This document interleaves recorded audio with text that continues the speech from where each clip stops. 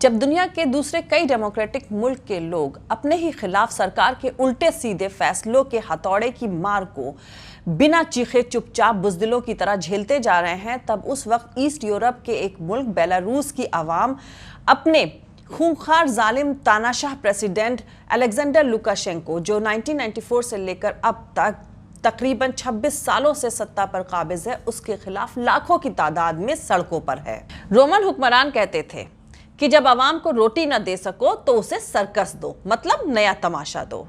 शायद इसीलिए जब कोरोना वायरस की महामारी पूरी दुनिया पर कहर ढा रही थी, तब इस महामारी की दस्तक से सहमे हमारे मुल्क भारत के लोगों ने सरकार से रोटी और इलाज मांगा था। पर सरकार ने कहा कि दूरदर्शन पर रामायण और महाभारत देखो, ताली थाली बजाओ और दिया जलाओ। फिर कहा घर में रहो, 21 दिन बाद सब कुछ ठीक हो जाएगा। फिर कहा इसी के साथ जीना पड़ेगा। इस वक्त भारत में तकरीबन 30 लाख से ज्यादा कोरोना वायरस के केसेस हो चुके हैं और 58,000 से ज्यादा लोग इसमें अपनी जान गंवा चुके हैं।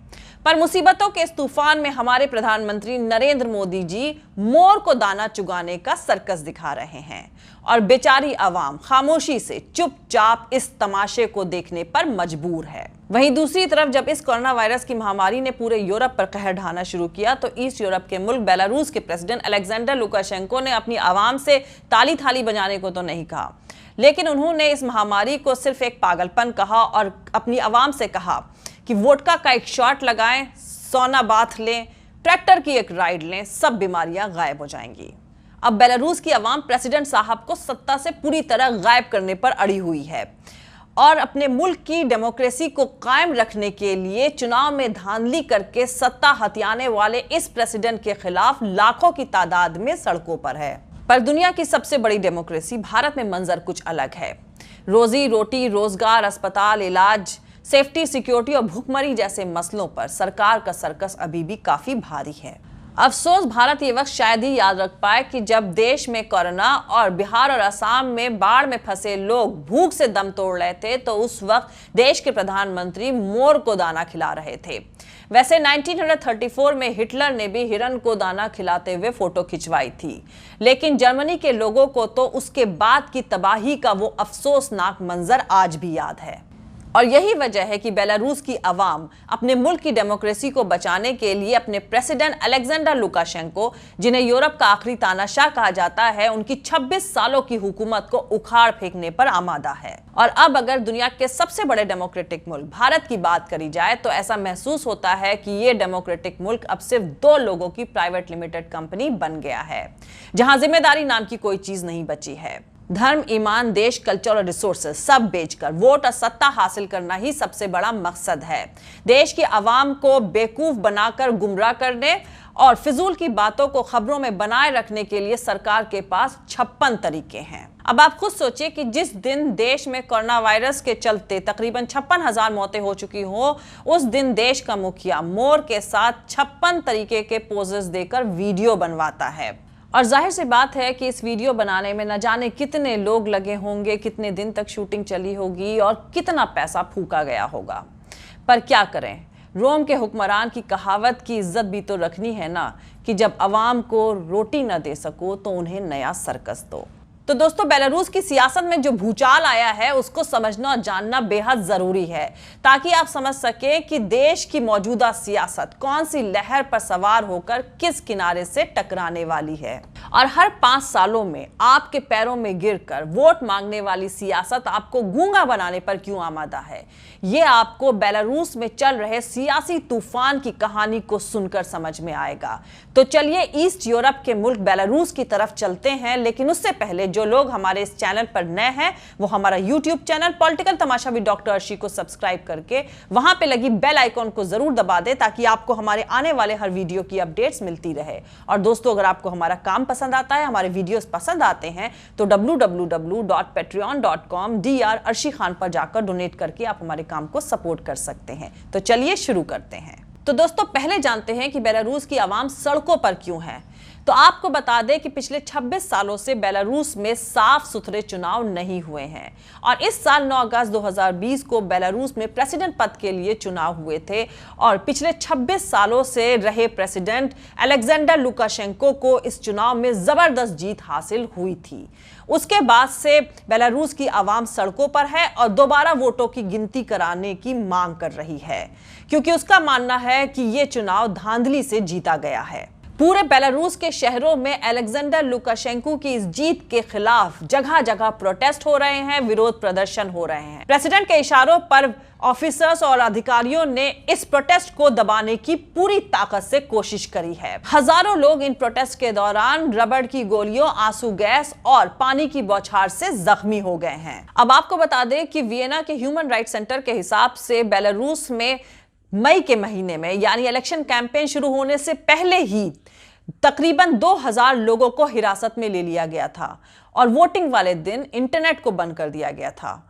ऑपोजिशन पार्टीज और उनके सपोर्टर्स का मानना है कि ऐसा सरकार ने इसलिए किया था, यानी इंटरनेट को बंद इसलिए किया था ताकि चुनाव में चल रहे धांधली के खिलाफ सबूत को इकट्ठा ना किया जा सके। कहा जा रहा है कि बेलारूस में वोटिंग की ऑफिशियल डेट से एक दिन पहले ही तकरीबन 40% से ज्यादा वोट डाले जा चुके थे और इंटरनेट की मॉनिटरिंग करने वाले ग्रुप नेटब्लॉक का कहना है कि बेलारूस में उस दिन इंटरनेट की कनेक्टिविटी ना के बराबर हो गई थी। तो दोस्तों, पहले आपको बेलारूस के प्रेसिडेंट अलेक्जेंडर लुकाशेंको के बारे में बता दूं, उसके बाद आपको उस महिला, उस औरत के बारे में बताऊंगी जिसने अलेक्जेंडर लुकाशेंको के 26 साल की हुकूमत को हिला दिया। अलेक्जेंडर लुकाशेंको को यूरोप का आखिरी तानाशाह कहा जाता है। उन्होंने 26 सालों से बेलारूस की सत्ता को हथिया रखा है। फिलहाल अलेक्जेंडर लुकाशेंको अपने ही देश में अपने ही अवाम की तरफ से अपने ही खिलाफ विरोध प्रदर्शन और प्रोटेस्ट झेल रहे हैं। उनके इस्तीफे की मांग करी जा रही है। वो अपनी सत्ता, वो अपनी कुर्सी छोड़ेंगे या नहीं, ये तो आने वाला वक्त बताएगा। फिलहाल मैं आपको उनके सियासी सफर के बारे में बता दूं। अलेक्जेंडर लुकाशेंको एक गरीब छोटे गांव के रहने वाले थे। उनकी मां ने उन्हें अकेला पाला था।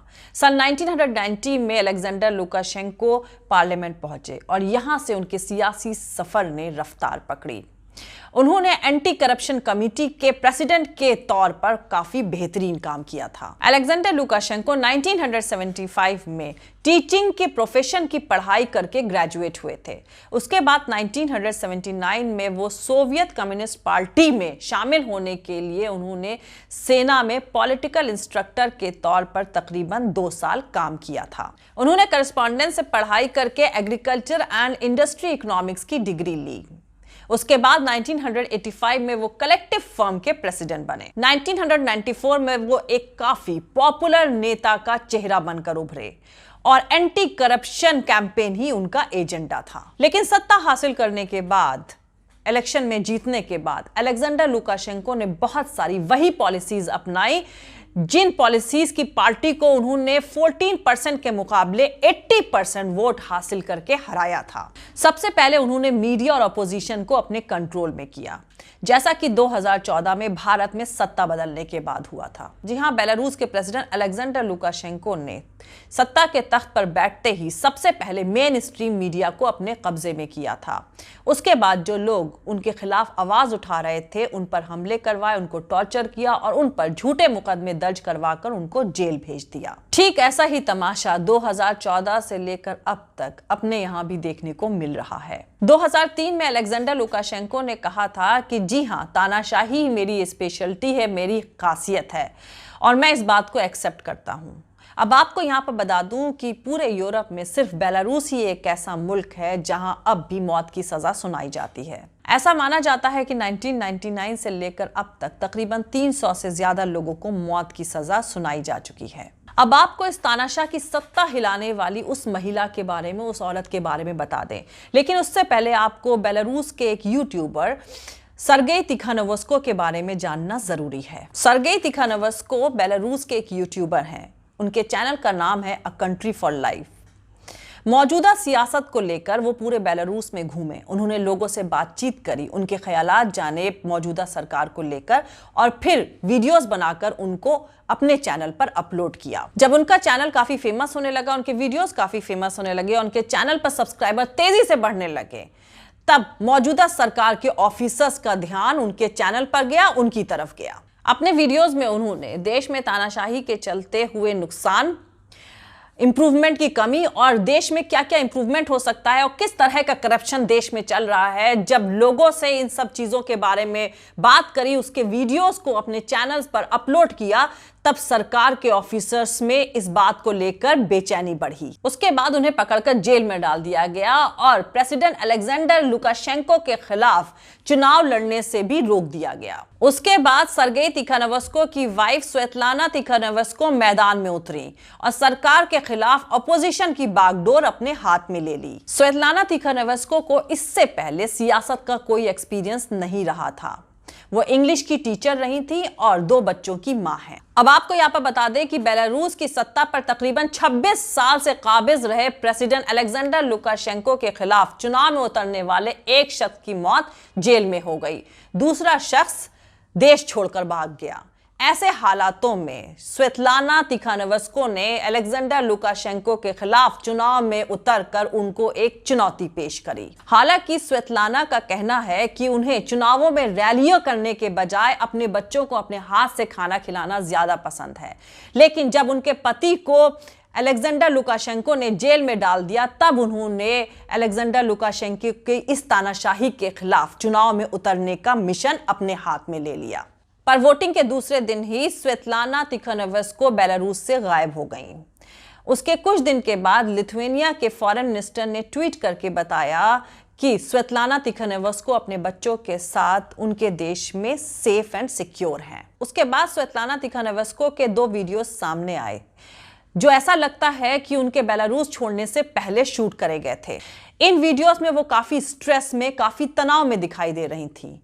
उन्होंने इन वीडियोस में ह्यूमन लाइफ सैक्रिफाइस के बारे में बताया और अपने लोगों से कहा कि वो इलेक्शन के इन रिजल्ट्स को एक्सेप्ट कर लें और बाहर निकलकर प्रोटेस्ट ना करें। इस बात से ये साफ जाहिर हो जाता है कि उन्हें बेलारूस छोड़ने पर मजबूर किया गया था। हालांकि स्वेतलाना तिखानोवस्की बेलारूस की 26 साल की तानाशाही की सत्ता को झिझोड़ने वाली एक बदलाव का चेहरा तो बनी, लेकिन वो इसे बदलने में कामयाब नहीं हो पाई। लेकिन पिछले कुछ हफ्तों में ये महसूस हुआ है कि बेलारूस आने वाले दिनों में शायद एक नए चेहरे, एक नई लीडरशिप और एक नए बदलाव के लिए तैयार जरूर है। जय हिंद, सत्यमेव जयते, अल्लाह हाफिज। दोस्तों, मेरा पूरा वीडियो और दूसरे और वीडियोस देखने के लिए हमारे YouTube channel political Tamasha with doctor Arshi को सब्सक्राइब करके वहां पे लगी बेल आइकॉन को जरूर दबा दें ताकि आपको हमारे आने वाले हर वीडियो की अपडेट्स मिलती रहे। और दोस्तों, अगर आपको हमारा काम पसंद आता है, हमारे वीडियोस पसंद आते हैं तो www.patreon.com/Dr अर्शी खान पर जाकर डोनेट करके आप हमारे काम को सपोर्ट कर सकते हैं। अगर आपको हमारा वीडियो पसंद आता है तो लाइक और शेयर करना हरगिज नहीं भूलें। आप हमें फॉलो भी कर सकते हैं हमारे ट्विटर, इंस्टाग्राम और फेसबुक पेज पर। Thank you. मिलते हैं अगले वीडियो में।